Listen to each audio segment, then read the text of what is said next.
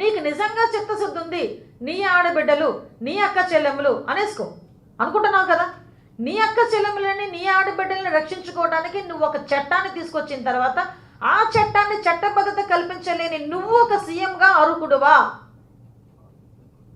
దానికి చట్టబద్ధ కల్పించడానికి కూడా ప్రయత్నం చేయలేని ఐఏఎస్ ఆఫీసర్లు, ఐపీఎస్ ఆఫీసర్లు వాళ్ళు పదవుల్లో కూర్చుని జీతాలు తీసుకోవడానికి వాళ్ళు అర్హులా? కడుపు మండి మాట్లాడుతున్నా మీ మాటలు. నువ్వే కనుక ఆ రోజు ఆ చట్టానికి చట్టబద్ధత తీసుకొచ్చుంటే ఈరోజు ఇన్ని అఘాయిత్యాలు జరిగేవా? 4.5 సంవత్సరాల కాలం అయింది, ఇంకో 2-3 నెలల్లో నువ్వు దిగిపోతున్నావు. అయినా కూడా ఇప్పటికీ కూడా దిశ చట్టాన్ని చట్టబద్ధత కల్పించలేని దుస్థితిలో జగన్మోహన్ రెడ్డి ఉండటం నిజంగా నేనైతే జాలి పడుతున్నా. జగన్మోహన్ రెడ్డి తలకు చేతకానితనంకి నేను జాలి పడుతున్నా. ఒక మహిళా అధ్యక్షురాలిగా దిశ యాప్ అన్నావు, దాన్ని మసిపూసి మారేడుకాయ చేయడానికి దిశ యాప్ అన్నావు. ఎవరి చేతయ్యా దిశ యాప్ నువ్వు డౌన్లోడ్ చేయిస్తున్నావు? మగోళ్ళ చేత. మొన్న రీసెంట్గా మన ఆర్లోలోనే అనుకుంటా, ఐ థింక్ వైజాగ్ దగ్గరే పరవాడ దగ్గర ఒక కానిస్టేబుల్ దిశ యాప్ డౌన్లోడ్ చేసుకోలేదని ఎంత రచ్చ చేశారండి. అంటే మగాళ్ళకి దిశ యాప్ నిజంగా దిశ యాప్ నేను ఛాలెంజ్ చేసి అడుగుతున్నా, నిజంగా దిశ యాప్ పనిచేసి ఉంటే ఈరోజు ఆ అమ్మాయి మీద 11 మంది అత్యాచారం జరిపేవారా? అసలు దిశ యాప్ గురించి అవగాహన ఉంటే అమ్మాయి మీద 11 మంది, ఈ 2 నెలల కాలంలో 11 మంది అమ్మాయి అత్యాచారం గురయ్యి ఆ ఆడబిడ్డ నిజంగా తలెత్తుకోలేక ఈరోజు పరిస్థితి ఉండదా? ఆ తల్లిదండ్రులు ఈరోజు ఏడ్చే పరిస్థితి ఉండేదా? మాట్లాడితే దిశ యాప్ అంటావు. దిశ యాప్లు ఇంతమందికి రక్షించేసాం, అంతమందికి రక్షించేసాం. అరే విషయం చూడండి ఒకసారి, ఎన్ని కేసులు నమోదు అవుతున్నాయో. నా ఉద్దేశంలో అంటే కేసులు నమోదు అవ్వట్లేదు అంటే ఒకటి ఉంది ఈ విషయం. పోలీస్ డిపార్ట్మెంట్ వాళ్ళు కూడా దయచేసి క్షమించండి ఈ మాట నేను మాట్లాడుతున్నందుకు. పోలీస్ డిపార్ట్మెంట్ దగ్గరికి వెళ్ళి నా పిల్ల కనిపించట్లేదు అంటే వాళ్ళు ఫస్ట్ వచ్చే క్వశ్చన్ వయసు ఎంత? వాళ్ళు 13, 14, 16, 18, 20 చెప్తారు. వెంటనే ఏమొస్తుంది తెలుసా వాళ్ళ నోట్లోంచి? ఎవరితో నిలిపోయి ఉంటుందిలే, లేకపోతే ఎవడో తీసుకెళ్ళిపోయి ఉంటాడులే, వచ్చేస్తుందిలే, కూర్చోండి. నిజంగా బాధ అనిపిస్తుందండి. ఏమనుకోవద్దు. ఇదే సంఘటనలు మీ ఇళ్లలో జరిగితే ఇలాగే ఊరుకుంటారా పోలీస్ డిపార్ట్మెంట్ వాళ్ళు? మీరు ఇలాగే మాట్లాడుకుంటారా? ఎందుకు బయట నుంచి వచ్చిన ఒక తల్లిదండ్రులు ఒక ఆడబిడ్డ కనిపించట్లేదని ఎంతో బాధతోని వ్యధతోని మీ దగ్గరికి పరిగెట్టుకొని వచ్చి అయ్యా నా బిడ్డ కనిపించట్లేదు కొంచెం ఎతికి పెట్టండి అంటే ఎందుకు వాళ్ళ తాలూకా మాటలతోని వాళ్ళని తాలూకా జీవితాన్ని ఛిద్రం చేస్తారు? వాళ్ళు ఎందుకు అంత ఇబ్బంది పడతారు మాటలతో? అందువల్ల సగం పైగా తల్లిదండ్రులు ఆడపిల్ల కనిపించకపోతే కనీసం పోలీస్ స్టేషన్కి వచ్చి నమోదు చేయించుకోవడానికి కూడా భయపడుతున్నారు, బాధపడుతున్నారు. ఈ బాధ కన్నా వాళ్ళు మాట్లాడే మాటలైనా మాకు ఎక్కువగా బాధ కలిగిస్తున్నాయని కనీసం పోలీస్ స్టేషన్లకు కూడా వెళ్ళి నమోదు చేయించుకోవట్లే. పోనీ ఎవరో ఒకరు పాపం ఈ అమ్మాయి తాలూకా తల్లిదండ్రులలాగా ముందుకు వచ్చి ఆ అమ్మాయి కనిపించట్లేదని చెప్తే ఈరోజు ఆ అమ్మాయికి కూడా అతిగతి లేకపోతే ఆ అమ్మాయి 11 మంది చేత అత్యాచారానికి గురై ఈరోజు నిజంగా దేవుడా అని చెప్పి ఈరోజు బయటకు వచ్చిన పరిస్థితి. ఈరోజు కూడా వీళ్ళదేం లేదండోయ్. 18వ తారీఖున అమ్మాయి కేసు పెడితే ఆ అమ్మాయి తిరిగి వచ్చింది, వాళ్ళ తల్లిదండ్రులు తెచ్చుకున్నారు అమ్మాయిని వరుసకెళ్ళి. వీళ్ళదేమీ లేదు.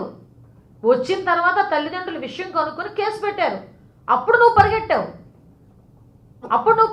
కనీసం విషయం ఏంటంటే టూరిజం డెస్టినేషన్ విశాఖపట్నం బీచ్ రోడ్లో కొన్ని లక్షల మంది రోజువారీ వస్తుంటారు. ఆ రోజువారీ మెడల్లోని కెమెరాలు వేసుకుని తిరిగే వాళ్ళు ఎవడు ఎలాంటోడో తెలియదు.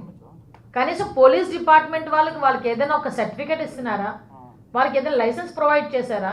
వాళ్ళ అథెంటికేషన్ ఉందా?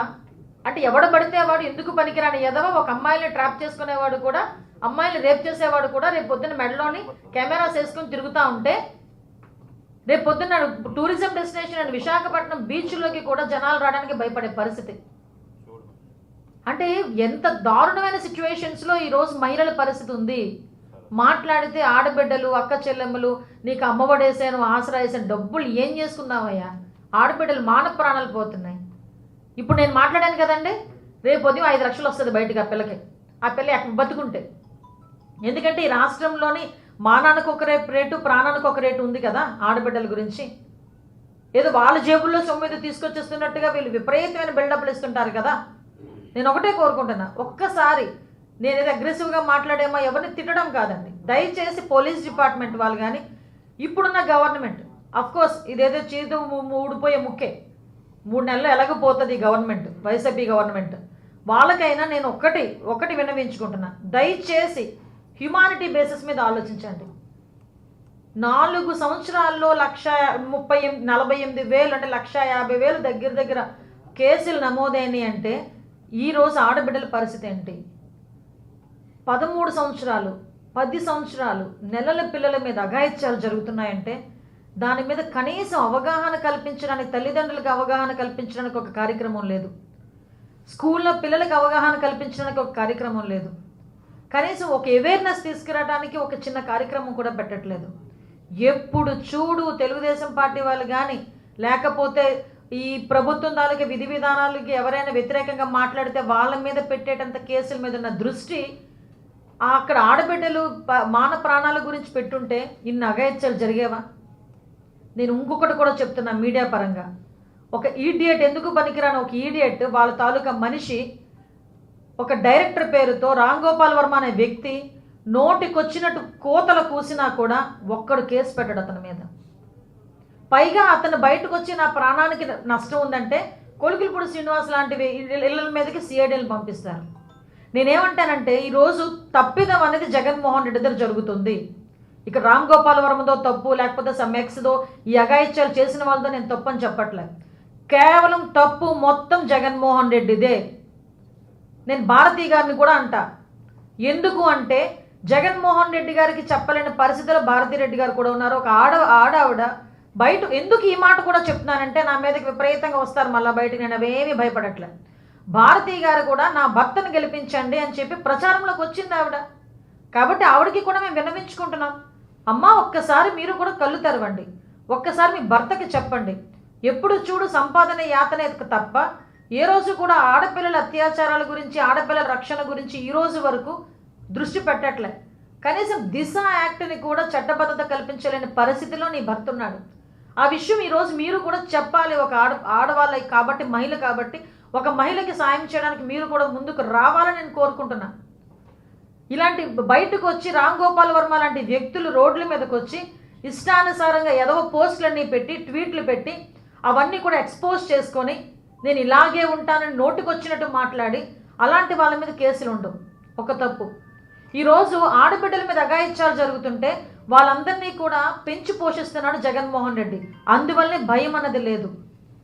డ్రగ్స్, గంజాయి వీళ్ళ వ్యాపారానికి వెనకాతలుండి నడిపించే పరిస్థితులు ఈరోజు జగన్మోహన్ రెడ్డి ఉన్నాడు.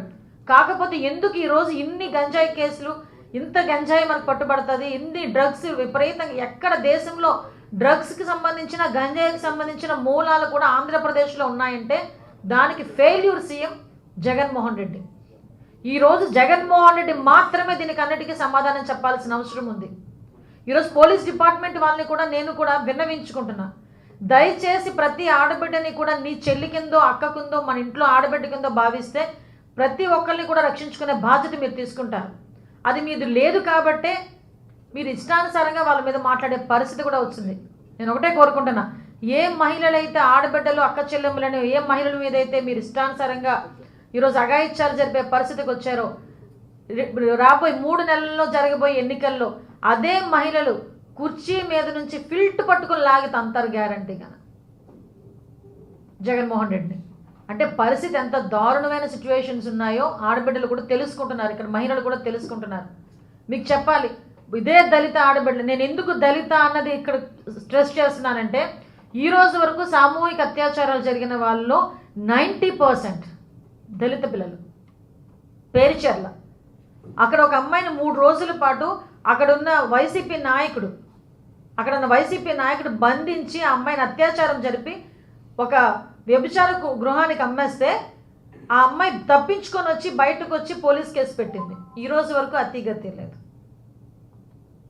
అంటే నేనేమంటానంటే ఈరోజు ఇంతమంది అత్యాచారానికి గురైన బాధితులు, ఆ బాధిత కుటుంబాల తాలూకా రోదన డెఫినెట్గా రాబోయే ఎన్నికల్లో జగన్మోహన్ రెడ్డిని గద్దె దింపడానికి వీళ్ళ తాలూకా రోదన, వీళ్ళ తాలూకా వేదన డెఫినెట్గా పనిచేస్తాయి. కాబట్టి నేను ఒకటే ప్రభుత్వాన్ని కోరట్లే, డిపార్ట్మెంట్ వాళ్ళని కోరుతున్నా, దయచేసి ఆడబిడ్డలకి రక్షణ కల్పించండి. మా మీద మీరు పెట్టే కేసుల కన్నా ఆడబిడ్డల మీద జరుగుతున్న అఘాయిత్యాల మీద కనుక మీరు దృష్టి పెడితే డెఫినెట్గా తగ్గుతాయి. డిపార్ట్మెంట్ వాళ్ళ మీద కూడా మాకు గౌరవం ఉంది కాబట్టి మిమ్మల్ని విన్నవించుకుంటున్నాం, రిక్వెస్ట్ చేస్తున్నాం. కలవమని నేను డెఫినెట్గా ఇప్పుడే కలుస్తాను, ఆయన అపాయింట్మెంట్ ఇస్తాను.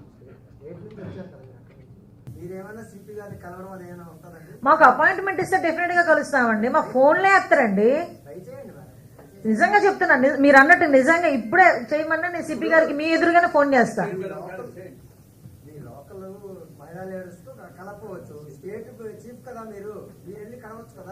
సిటీ పోలీస్ ఒకసారి నెంబర్ కూడా కన్ఫర్మ్ చేసుకుంటున్నా. 9440627277 అంతేనా? ఒకసారి మీ ఎదురుగానే ట్రై చేస్తాను. నిజంగా మీరు అన్నట్టు మీరు సలహా ఇచ్చారు కలవమని, నేను డెఫినెట్గా ఇప్పుడే కలుస్తాను, ఆయన అపాయింట్మెంట్ ఇస్తే.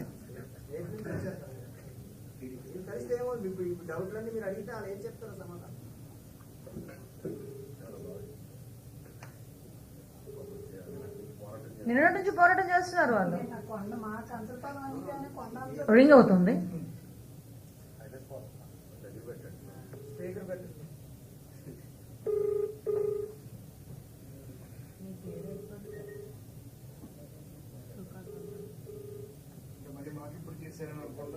అందుకే సమాధానం ఇవ్వడం లేదు, దయచేసి మళ్ళీ ప్రయత్నించండి. आप जिस व्यक्ति को कॉल कर रहे हैं డెఫినెట్ గా చెప్తాను. రిటర్న్ కాల్ చేసినా చెప్తాను, చేయకపోయినా చెప్తాను మీకు. అంతే.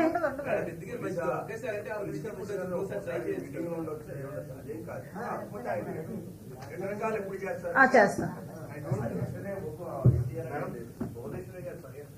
ఎస్, అంటే ఆల్రెడీ నిజం గెలవాలనే కాన్సెప్ట్ లోని లాస్ట్ టైం కూడా భువనేశ్వరి గారు వచ్చారు. అంటే చంద్రబాబు నాయుడు గారిని అక్రమంగా అరెస్ట్ చేసిన తర్వాత చాలా మంది బాధతో చనిపోయిన పరిస్థితి ఉంది. ఆ కుటుంబానికి తెలుగుదేశం పార్టీ తరఫున అండగా నిలబడాలని చెప్పేసి నిజం గెలవాలితో మన భువనేశ్వరి గారు ఆల్రెడీ బయటకు వచ్చారు. ఆ ప్రోగ్రాంలు కూడా చేస్తున్నాం. మళ్ళా రేపటి నుంచి 3 రోజులు అమ్మ రాజాము, శ్రీకాకుళం, విశాఖపట్నం, విజయనగరం 3 జిల్లాలు కూడా తిరుగుతారు. ఉత్తరాంధ్ర అంటే ఇంకా ప్రోగ్రామ్ టూర్ షెడ్యూల్ రాలేదండి. రేపు వస్తారు మేడం, రాజాం డైరెక్ట్గా వెళ్తారమ్మా. రాజాం నుంచి మన టూర్ ప్రోగ్రామ్ ఉంది, మీకు ఇస్తాను, ముందుగానే ఇస్తాను టూర్ ప్రోగ్రామ్.